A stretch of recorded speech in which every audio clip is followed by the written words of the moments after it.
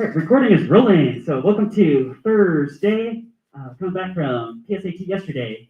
So agenda today. I want to take you guys through an interesting O'Neill cylinder question that, well, it ended up taking a little longer than I thought was earlier. So that's okay. We'll work with that. And then, actually, one of the reasons I'm going to ask you guys this though is because it's going to help you out with one of your take-home quiz questions that you guys remember you got those a few days back, due on Monday. Right, so yeah, I'll tell you when we get to that. Thank you. Right, but this setup and explanation is going to help you with one of those. Okay. Then, okay, so class announcement stuff. You guys remember tomorrow I'm picking up your guys' chapter 6-7 homework problems, right, which you guys probably already have finished, as long as you've just been following along in class, right?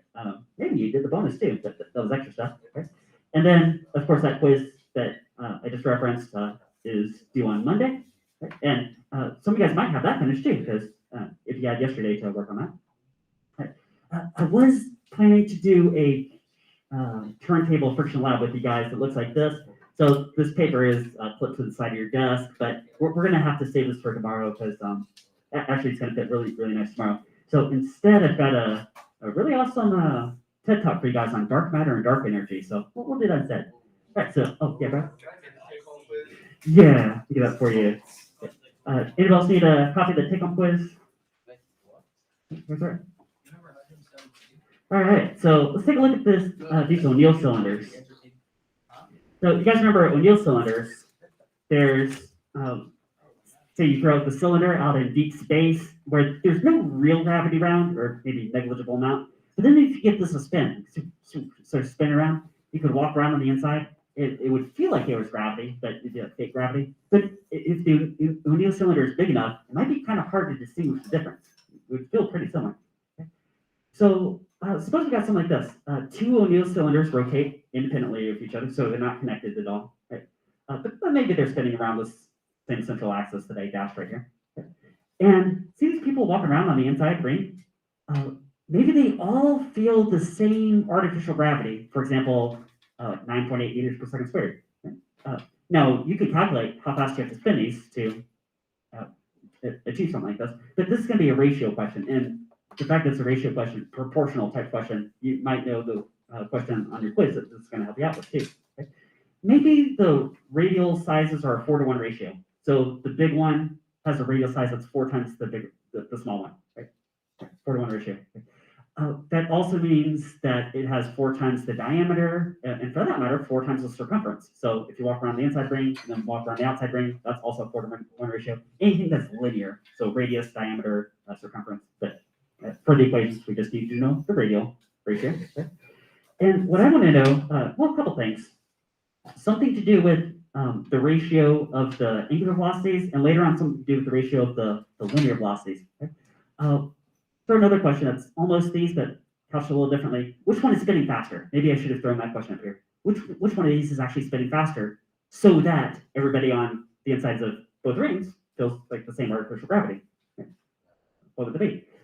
Now, it turns out that the answer to that question, which one is spinning faster, you could make a case for either one, depending on what kind of velocity you're talking about, which ties back to angular speed versus linear speed. You guys remember centrifugal acceleration is, well, it's either omega squared times r or v squared divided by r. Right? This is sort of the first way you learned it, and this is like the newer way. Right? So remember v, like meters per second, miles per hour, is like linear speed.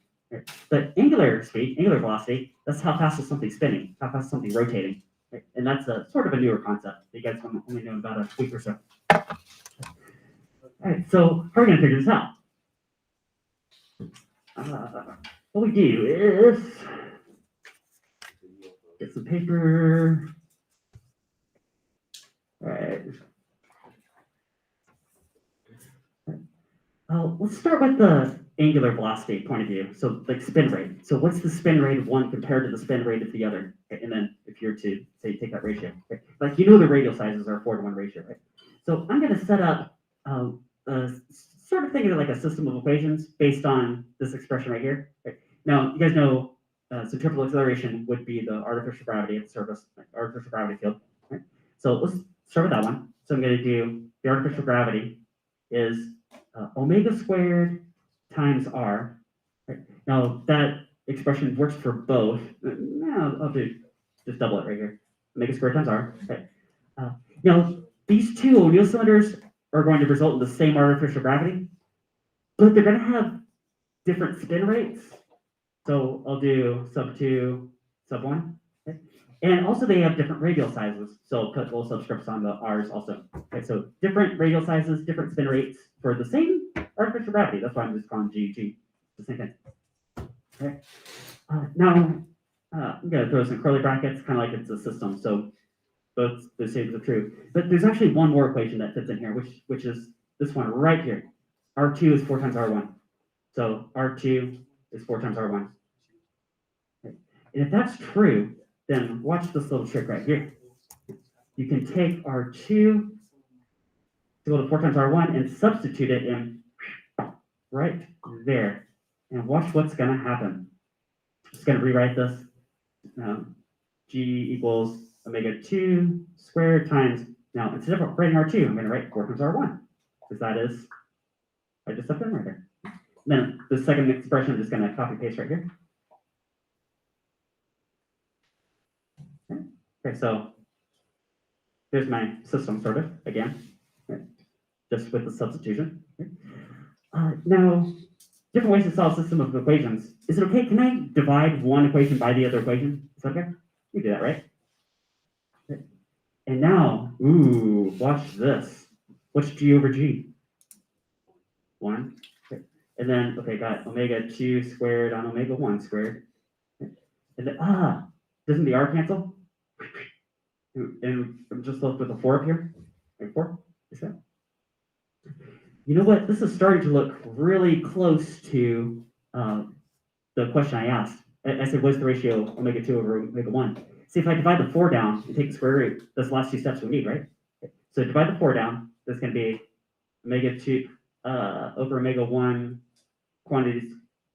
You guys do know if you have like b squared over a squared, that's the same thing as b over a quantity squared. So this is equal to this, same thing. Okay, isn't it? Okay. And then if you divide the 4 over, it will look like that. Okay. So then we're one step away. Just square root both sides, and the ratio of the spin rates, the big spin rate compared to the small spin rate, or I should say the big O'Neill cylinder spin rate compared to the small. Thank you. Sorry. This spin rate is, guys, what's the square root of 4? 2. So what's the square root of 1/4? 1/2. Okay. That's the answer. Okay. So the ratio of the big O'Neill cylinder spin rate to the small O'Neill cylinder spin rate in terms of radians per second, it's a 1-to-2 ratio. Okay. So the big one is spinning at half the speed of the small one in terms of angular velocity. So, or you could turn around and say the small O'Neill cylinder is spinning faster. In terms of omega, which is in radians per second, okay. Angular velocity. Okay, you guys get that? Okay. All right, now, hopefully you were able to digest that. If not quite, then you'll see this almost a second time because I'm going to do very similar process to figure out what's the ratio of the linear speeds, which actually ends up being the opposite answer. And you might sort of get a hint by looking at these two formulas, right? Like centripetal acceleration is directly proportional to radial size in terms of omega, which is what we just did. But in terms of the one we're about to do, in terms of linear velocity, it looks like centripetal acceleration is inversely proportional to radius. Okay. How can both be true at the same time? And both can be true at the same time because v and omega are also related to each other through radial size. Okay. So let's do almost the same thing just with the other equation. So g is equal to v squared divided by r. I'm already throwing subscripts on here. Okay. Now it's different radial sizes, and it's going to be different linear speeds in the end. Right? But got that set up. Right? Now remember what we're aiming at right now. The thought process of linear speed is like if we're out here in a space station pointing a radar gun at all these different people, right? Then the inside ring people have some like meters per second or miles per hour speed, and the outside people have like a different value, and that's what we're trying to figure out. But it's going to be the same substitution that I did before. You guys remember how the big radial size is equal to 4 times the small radial size? I'm going to take that and substitute it right into there. And that's going to look like, just take these lines, just copy paste them down here. So V2 squared divided by 4R1. And then I got V1 squared on R1. Like that.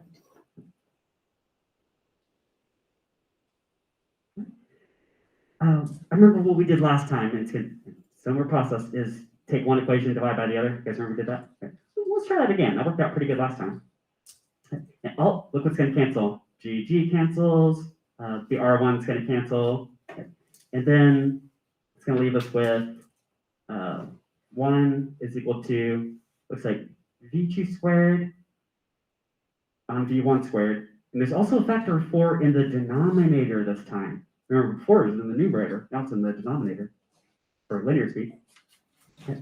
Cross multiply up to 4, take the square root. Okay. So cross multiply up to 4, and V2 on V1 quantity squared is a 4-to-1 ratio. Therefore, V2 on V1 is the square root of that, which is 2, or a 2-to-1 ratio. So if I put these side by side, that's interesting. Look at these results. So in terms of angular velocity, the small cylinder was spinning faster. In terms of linear velocity, linear speed, looks like the large radius cylinder is, well, anyone at the surface is moving faster in terms of V, linear speed. So so which one's spinning faster? You can actually make a case for either cylinder, depending on what speed you're talking about. Guess that? Now, how's this going to help you out with your quiz? Well, take a look at your quiz. So there's one question you had. It's one of the first 5 questions. I made different versions, so just want to randomly have them pulled up. That references the centripetal force lab. You guys read that quiz question? There's one of your first 5 questions references the centripetal force lab that you guys did a couple weeks back. Says that suppose you change one of the variables, how would one of the other variables respond? Okay. So if you have that page out, then you can follow along and see exactly what I'm talking about. Okay.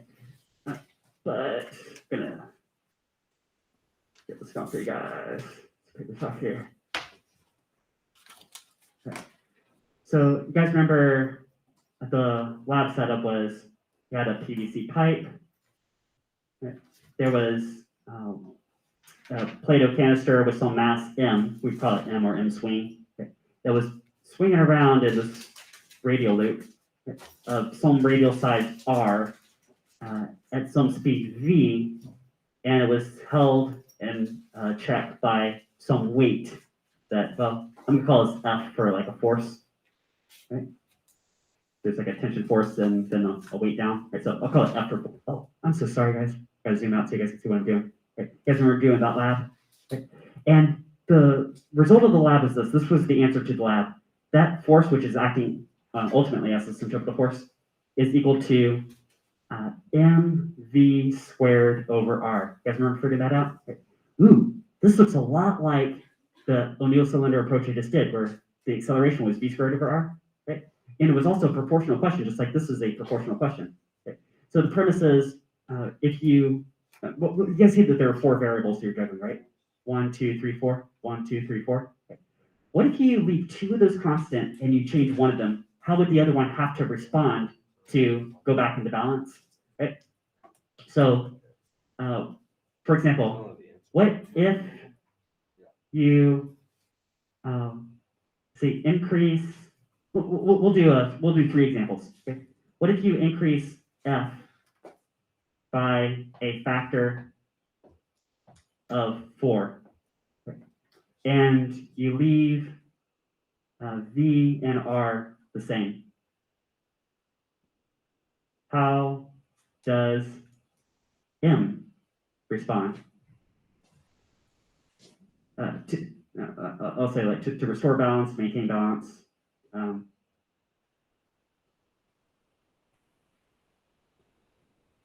Which is really what I'm saying is that hanging weight would be in static equilibrium. Okay. So we're looking at what's the relationship between that and that. Okay. I'm starting off with this one because this is the most straightforward relationship. You guys see just at a glance that that's going to be a direct relationship. Okay. But I want to show you guys a trick with this that I haven't exactly shown you before. Because there's a long, like, proper way to do this where you solve in terms of one and solve in terms of the other and then divide the two, sort of like I just did with the O'Neill cylinder. But there's a sort of a short way to do this that's a pretty powerful mental tool, and that's this. If there is a generic answer, notice I haven't given you any values for any of those variables. If there is some generic answer that works for any case, then shouldn't it work for every single specific case? So couldn't you just make up some numbers and plug them in and it should work? And maybe that would be a really fast way to get to the answer. So what if you had a 1 Newton force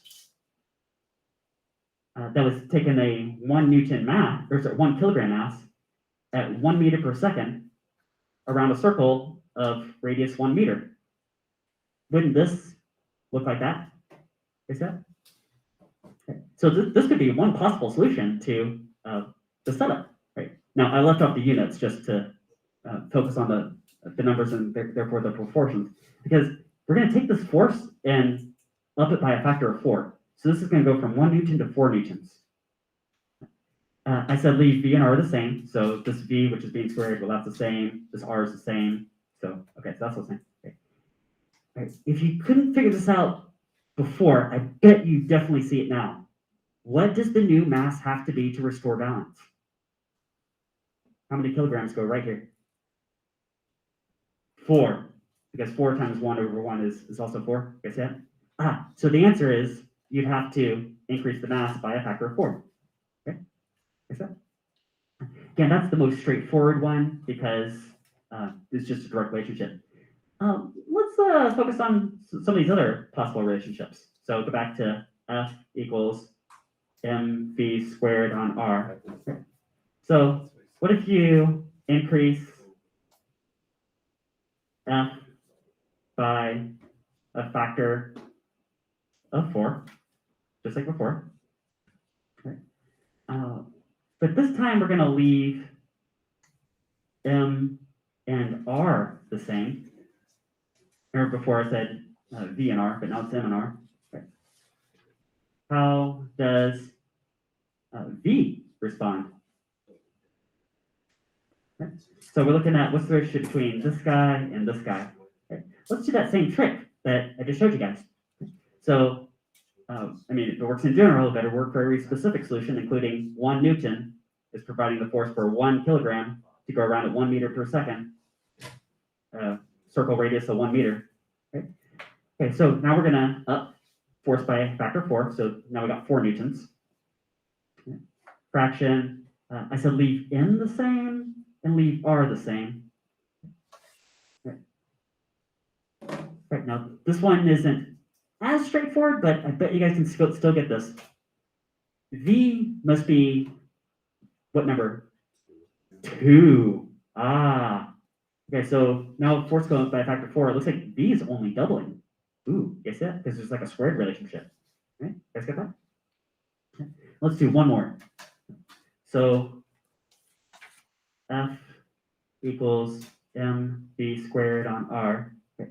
Now let's focus on the relationship between these two.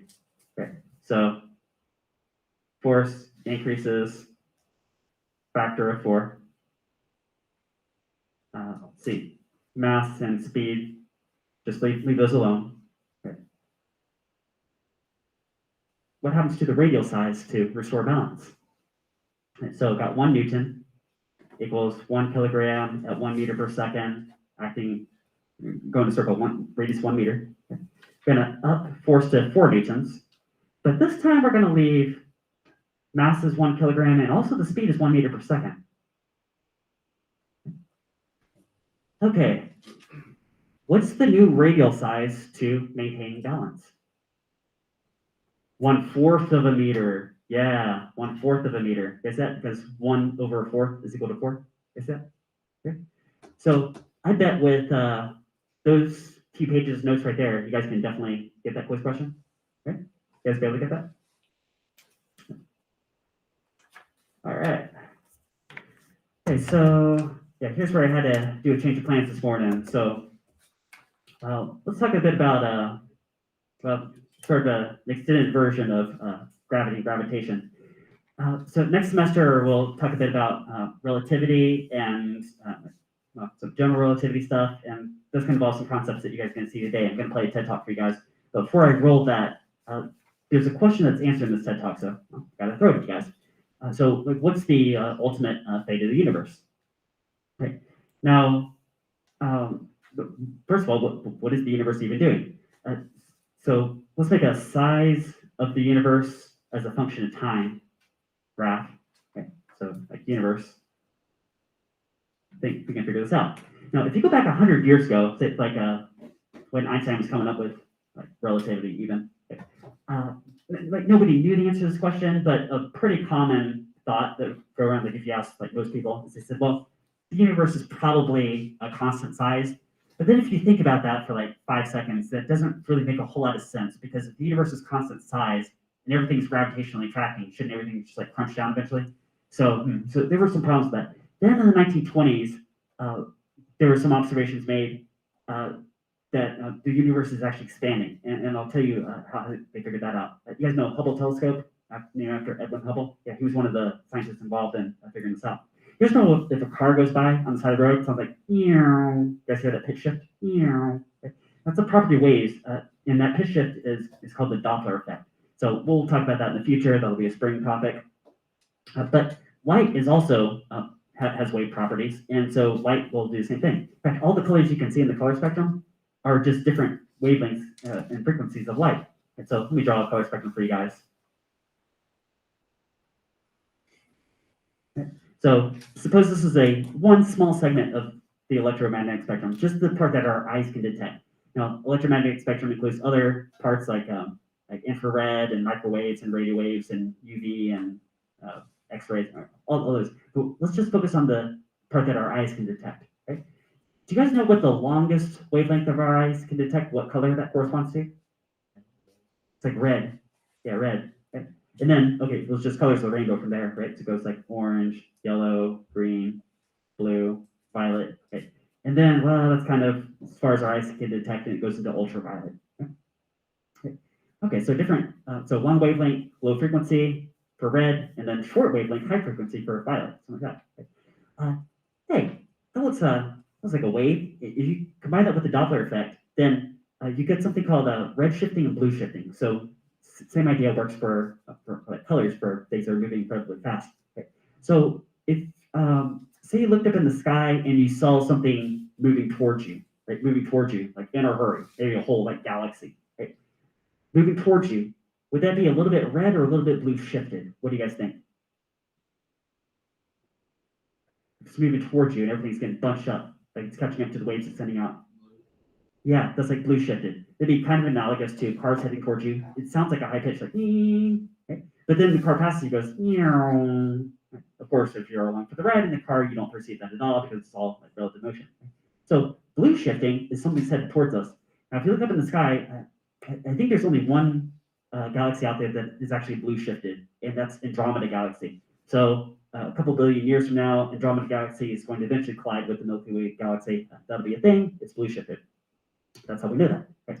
But everything else in the sky is redshifted. In fact, the further away something is, the more redshifted it is, and that's one way to tell how far away things are. Right? So the fact that pretty much everything, like all other galaxies, are a little bit redshifted, and more so the further away they are, that is really strong evidence of universal expansion. Now, you go back about, let's say about 30 years ago, it's like 1990-ish, or early 90s, there were three main hypotheses floating around as to what the end result of what's the ultimate fate of the universe. Okay? So the first thought was, well, maybe there was this big bang like 14 billion years ago, we do see that the universe is expanding, so that is one point of evidence for the Big Bang. Maybe it's all going to end in a big crunch, some many billions of years in the future after everything gravitationally tracks and pulls together. By the way, some other evidence for the Big Bang was in 1964. There were a couple scientists. Do I have their? Okay, don't know their names off the top of my head. I think it's like Wilson. I want to say was one, but that were working with a radio telescope, and they were picking up like this extra static that they couldn't explain, and they were trying to like clean bird droppings off the antenna, and nothing was working. What it ended up actually being was cosmic microwave background radiation, and I'll show you guys a picture of that too. I'm going to flip the screen here in a few minutes. So, do you guys know if you're flipping the channels on the radio, you hear that static, like that static? Supposedly, I mean, from what I read, is that about 10% of that static is actually attributable to that background radiation. That is also like further evidence of this Big Bang theory. Okay? So, about 14 billion years ago, universe bangs, but everything is gravitationally tracking, so maybe in the big crunch. That was one hypothesis. But then, hey, isn't this kind of analogous to if you take a baseball, throw it straight up, it just comes back down to the ground? It looks a lot like that, doesn't it? So, if you work with that analogy, you can actually get some other results, because you could throw the baseball fast enough up that it actually reaches escape speed and like flies away from the planet forever. So maybe the bang was enough so that the universe is expanding, maybe slowing down, but maybe it's got enough juice that it'll just like go away, expand forever. Right? And then you know what? There's actually maybe a third possibility in that analogy. Like, what if you took the baseball and you threw it and it went into orbit around the Earth? So like orbital speed. And that's kind of analogous to, well, maybe the universe banged and it's going to keep expanding, slowing down, but it's going to reach some kind of asymptotic size. Now, maybe that's the least likely of the three, but it's possible too. So those are the three hypotheses floating around about 30 or so years ago. Okay.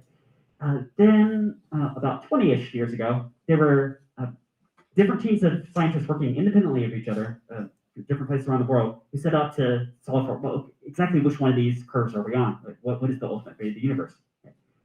Looking at these redshifts, making some very precise calculations, and they all came to the same conclusion, and their conclusion was none of the above. There's actually a fourth possibility that is not on that graph that nobody was expecting, and that is your teaser for this TED Talk. So I'm going to flip my screen over. All right.